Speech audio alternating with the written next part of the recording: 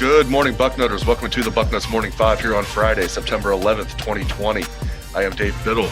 I am joined by Jonah Booker for his usual Friday visit. JBook, let's just cut to the chase. What's your vibe here? What do you think is going to happen with the Big Ten as far as football this fall? My personal vibe when it comes to them is what an absolute dumpster fire. I mean, every day, Dave, it changes from one drop of news to the other. I mean, at this point, who knows what's going to happen? But the clear thing is that we can all see is it's a total lack of leadership from the top down. I mean, you had Nebraska's president who came out yesterday and said he wants a plan. He doesn't know what's going on. So you're telling me a sitting president in this conference has no idea what's going on. I know there was talk about the coaches were on the call for Kevin Warren, the first time that someone has been able to get a hold of him for weeks. I can't believe he actually picked up the phone and had some form of conversation. But the gist of it, if you read James Franklin's comments, is they still don't know why football was canceled and why other schools, especially in the ACC who are starting up this week, can play football and the Big Ten can't. So if Kevin Warren was on his call, he's not even giving any type of answers to the coaches who are making more than probably the president, a lot of the presidents. And the fact that Kevin Warren can't give them an answer, the Nebraska president doesn't know what's going on. Who's driving this ship here? Because right now, the entire Big Ten has lost its seat. The deaf leading the blind.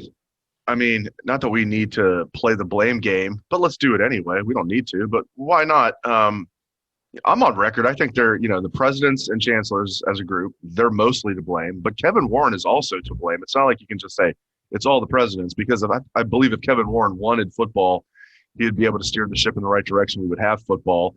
But I also understand that it's mostly on the presidents and chancellors.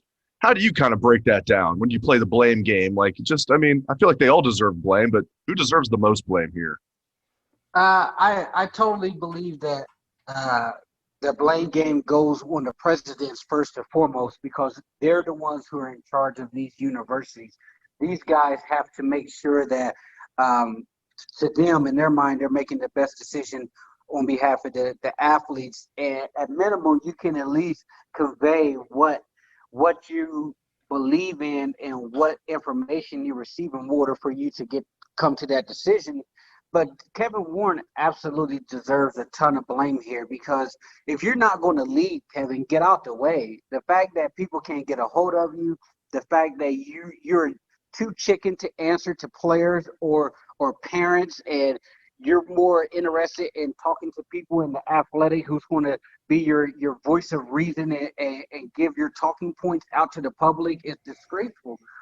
And to me, I just think that, even though the Pac-12 is a bottom tier conference when it comes to the Power Five, you didn't really see the initial blowback with them because they were upfront. They were transparent. They basically came out and said, hey, we don't have the resources in order for us to properly get through this due to what is happening with coronavirus testing in our part of the country. And a lot of people was like, okay, I mean, you were transparent. They provided, documents and PowerPoints outlining a lot of their issues.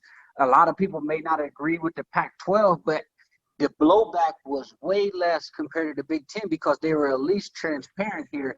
And it's just a total drop of the ball from the top to bottom because no one can get on the same page. I know you and I and a lot of the Ohio State people who are following Schottenstein on Twitter, every other day he's giving updates based off the information that he's probably receiving, being a big-time booster on how many votes they have, how many votes that they don't have. And what I don't understand is why not let the teams that want to play and the others opt out? I mean, even if it's going to be an 8-game schedule because they say, hey, there's 8 teams that want to play or 7 teams that want to play and they need to get to 9. Like, why are these other schools holding others back that want to play? To me, if you're going to start the Big Ten in late November, let the guys who want to play start October 10th. And I had laid it out on Twitter. I mean, if Ohio State can play October 10th through the 31st. That's that's 3 to 4 games there. Have a bye week and then play, another 3 to 4 games in November. And by November 28th, the rest of the Big Ten is back. Why isn't that feasible? Because if the rest of the Big Ten wants to play all the way through January, then let them. And let the teams who want to play start in October and have themselves a shot to be able to play in the playoffs, such as Ohio State or Penn State. Amen. You hit the nail on the head, and Ryan Day certainly agrees with you. And, man, Ryan Day just knocks it out of the park in every facet. Released a statement yesterday saying the Buckeyes want to play. I'm going to read the statement for the listeners out there. Ryan Day, I love this guy. I'm going to read this statement. I want to get your reaction to it, JBook, the statement that Coach Day released yesterday. All right, quote, "While I understand the Big Ten Conference's decision to postpone the football season because of health and safety considerations, the communication of information from the Big Ten following the decision has been disappointing and often unclear. However, we still have an opportunity to give our young men what they have worked so hard for, which is a chance to safely compete for a national championship this fall. I could not be possibly prouder of how this team, our medical personnel, athletic director, and president have stayed together and managed through this extremely difficult time with so many unanswered questions.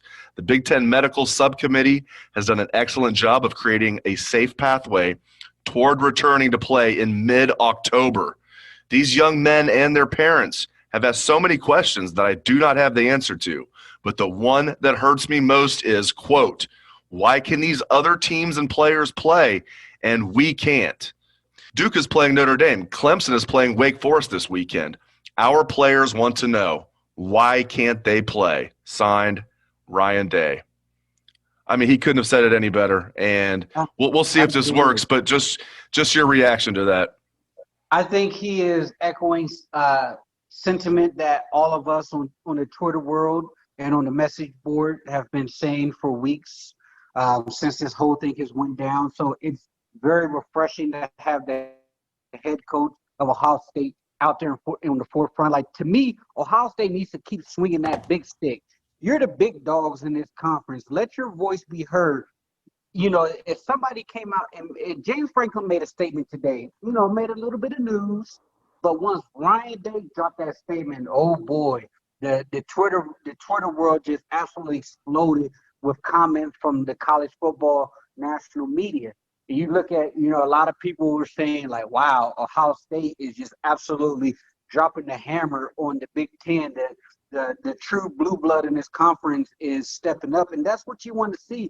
Ohio State have to really swing that big stick, because it's absolutely ridiculous in my mind that a program like Rutgers is carrying so much weight that their decision can prevent Ohio State from competing for a national championship. That's absurd to me. I mean, the Rutgers president came out and he's upset because Donald Trump got involved with it, and he's calling it cheap politics, and he wants to double down and say he's not going to vote for fall sports because he doesn't want to be pressured.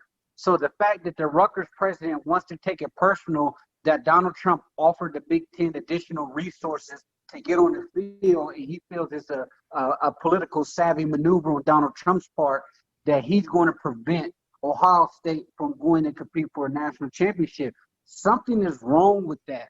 Rutgers should sit down, shut up, and be happy that they're going to collect that $52 million check, because to me, that would just inviting them into the Big Ten was one of Jim Delaney's biggest mistakes. I know a lot of people say the reason they're in here is because they bring viewership to the TV sets as far as subscribers to the Big Ten network, which pays out more to the other conferences. But maybe so. They've been an anchor the whole time. And the fact that Ryan Day is going to go out here and swing that sword for Ohio State, I absolutely love it.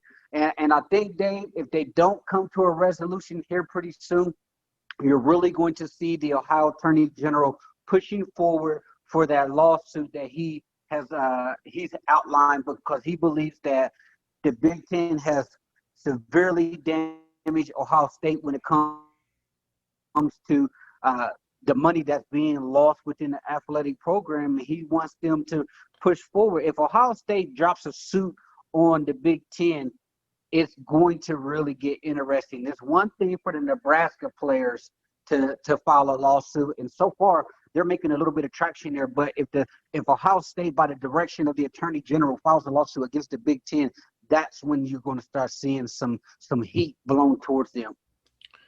You know, Coach Day was completely on point when his statement got the likes of Dan Wolken and Nicole Auerbach fired up on Twitter. It just cracks me up. These people that, like, they don't say anything about the other conferences that are playing, but they're almost like railing against the Big Ten to play football. It's just, and making fun of things like, you know, the protests and, you know, players wanting to play and parents wanting to play. And now this, basically making light of what Coach Day said. And even though it was a brilliant statement, again, though, man, I just come down like, JBook, you know he's doing something right, Coach Day is, if he's getting Dan Wolken fired up and Nicole Auerbach. And I don't know if Pat Forty's weighed in, but my gosh, these people just get under my skin. I know I'm supposed to be like in the fraternity and stick up for fellow writers, but it's like, as you mentioned earlier, you alluded to mouthpieces for the Big Ten, and Nicole Auerbach's become one, and Dan Wolken's not one because his sources aren't good enough, but he's just a miserable person who just was rooting against sports in general. Remember when he said the NBA bubble was a joke of an idea? How's that looking now, Dan? But again, I just come back, JBook, that, you know, Coach Day's doing something right when those people are hot and bothered by it. Absolutely. You mentioned Nicole, and then I know G. Scott, senior, he went off on her because he's tired of holding his lip. And I know for a fact I've exchanged messages with some people within the Ohio State football community, and as far as the staff and stuff, and they're not allowed to say anything. They have to be politically correct, and I can tell you they are very frustrated. And they're not happy with the Nicole Auerbachs and the Pat Fords, those guys who are always trying to take cheap shots against Ohio State in the Big Ten, and they're upset for the fact that these guys are being used as the mouthpiece for Kevin Warren in the Big Ten. And their biggest frustration is they can't get any answers from them. They cannot get anyone from the Big Ten to talk to them. And the fact that the athletic and some of these select few college football writers in national media has direct access to them is very frustrating, because these parents want to know what is happening and why. They deserve answers, and the fact that these people continue to push the narrative that is being sold to them is frustrating. All they want is someone to pick up the phone and give them clear answers on why. Give them clear answers on what are the next steps. What do you see that the ACC, SEC, Big 12, and every other sport in America, including high school football, sees, that they're able to deem that it's safe? And no one at this point, after several weeks of competition, have had any mass outbreaks. Like, why is the Big Ten trying to recreate the wheel when even high school level, even Pee Wee football level, have been able to successfully play? That's the most frustrating part. Great stuff, as always, from Jonah Booker. Really appreciate it, JBook. And thank you to all the listeners out there for tuning into the show. Have a great weekend, Bucknutters.